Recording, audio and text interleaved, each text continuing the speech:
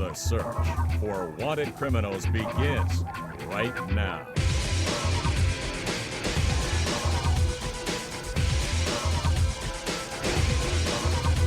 This is GTA's Most Wanted Tonight. GTA's Most Wanted takes you inside a little-known unit of the Ontario Provincial Police that works behind the scenes of most investigations. Then, children may be exploiting themselves unknowingly and making themselves unnecessary victims. but first, our lead story. In the summer of 1966, 2.5-year-old Diane Prevost was the baby of the family. She was the youngest of 4 brothers and sisters.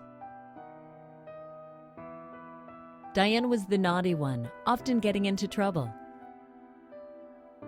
She loved playing outside, especially in ditches. The Prevost family lived in Blizzard Valley, a small community 10 kilometers outside of Sudbury.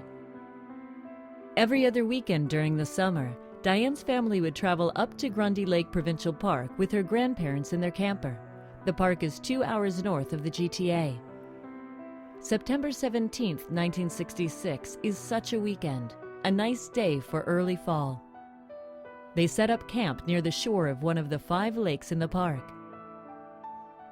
While Diane's father is fishing, the Prevost children play on the beach. Their grandparents go to take a nap. The children can see the camper down a little pathway. Diane's father casts his fishing rod off the pier, while her mother and the children play on the beach.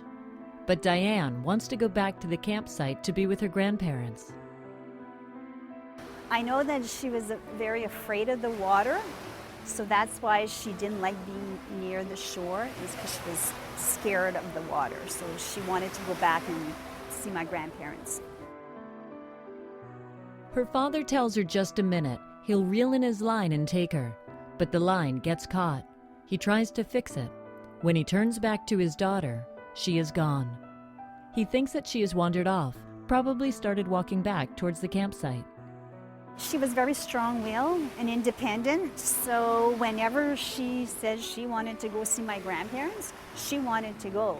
So she didn't want to wait, because my father had told her, wait. She wasn't waiting, she was going.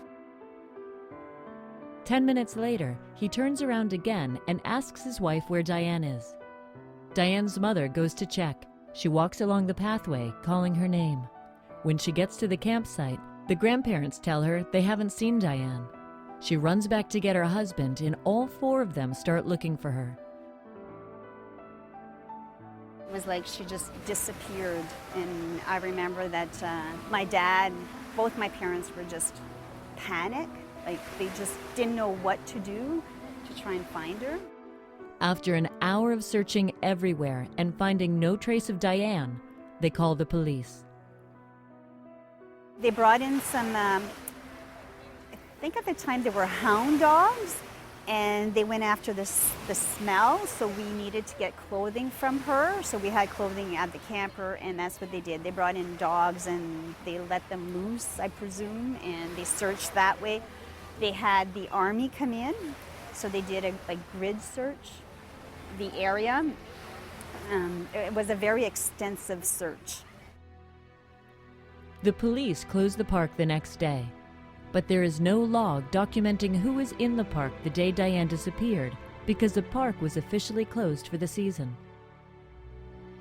In the days that follow, the OPP bring in divers to search the lake Diane was last seen playing on the shores of. They don't find anything in the waters. But Diane's father believes that his daughter is no longer in the park. He was sure that somebody had taken her, that somebody had stolen her. He wanted to close advise the border, the U.S.-Canada border, because he was scared that the longer the police waited to actually go further than the park, that she was going to be gone forever, because he wanted something done right away. He was in a panic. So, because once she went out of the state or Canada, there was no finding her, so he was scared. He has reason to be scared. she wasn't found. In 1966, Diane Prevost was the first case of a child gone missing in the Sudbury area. One woman psychic that had gone to see my dad at the time in the park, and she had said that somebody left with her during the night. At the time, some people thought Diane had gotten lost. Others thought she had been eaten by a bear. And some had much worse thoughts. That's when the phone calls began.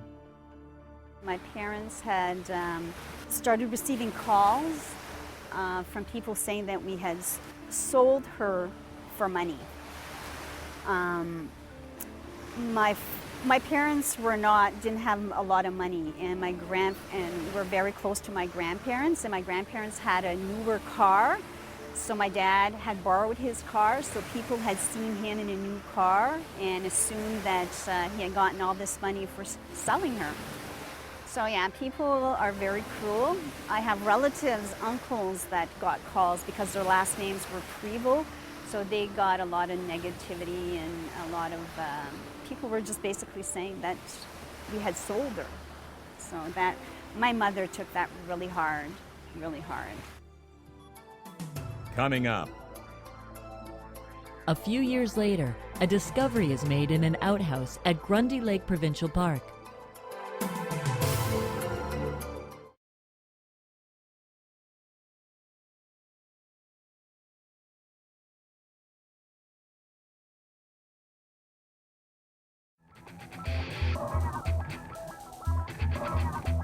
A few years after the 1966 disappearance of 2.5-year-old Diane Prevost while camping with her family, a discovery is made in an outhouse at Grundy Lake Provincial Park.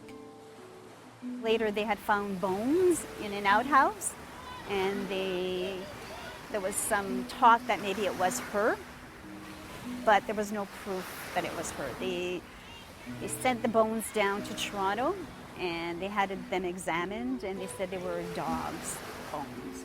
So the years pass and turn into decades, and then a quarter of a century goes by. It was very hard for my mother. My mother had not been there since it happened, since the incident, but my dad kept going back every year. He kept going back to search for her. It was like he was just there was just something that attracted him there every year. It's like if he went back, maybe he would find something or an explanation. So yeah, he went back. The rest of the Prevost children grow up, mature into adults, and become parents themselves. Lise was the closest in age to Diane. She was 1 year older. In 2009, she decides to resume the search for her lost sister. She just said, my sister's been missing since 1966. We really didn't know what to do, and we're wondering if you can help us do an age progression, what she would look like if alive today. She said the whole family believes that she's still alive. They feel that in their hearts. And if I could help them. And I researched the case and I studied the photographs. And I said, definitely I can help you. It took Diana 30 hours to draw the age progression. To come up with an age progression of Diane Prevost, she researched the different stages that a face goes through from 2.5 years to 45 years old. Age progression, it's just aging someone, and it's any forensic art is 75% science, 25% art. So it's all scientific. So you have to follow the different patterns of aging. For a 9-month-old skull, it's very small and fragile, and then goes to a 5-year-old skull, and the cranial mass, everything slowly gets larger. And as we age, all the way, there's different stages all the way up to 45, up to 100. But as we age, depends on your lifestyle. If you're a smoker, a drinker, if you suntan a lot with wrinkles, gravity takes over. So the nose becomes bigger, it droops, the ears become bigger. The double chin starts happening at 40 years old. You get more creases all through here and under the eyes.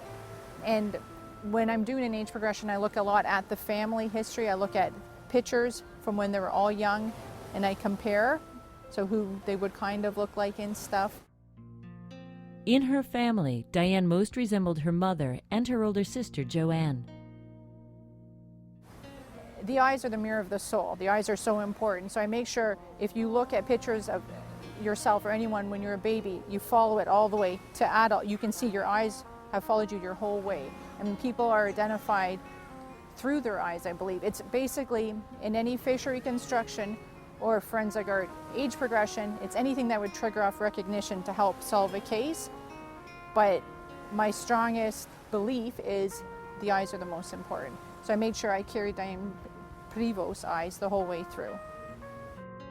It was a shock at first. It was because, like I said, we still think of her as 2.5, and to actually have a picture of what she would look like it was like I printed it and I put it on my fridge, and it's still there today. It's still on my fridge because I keep looking at it and say, yeah, that's what she would look like.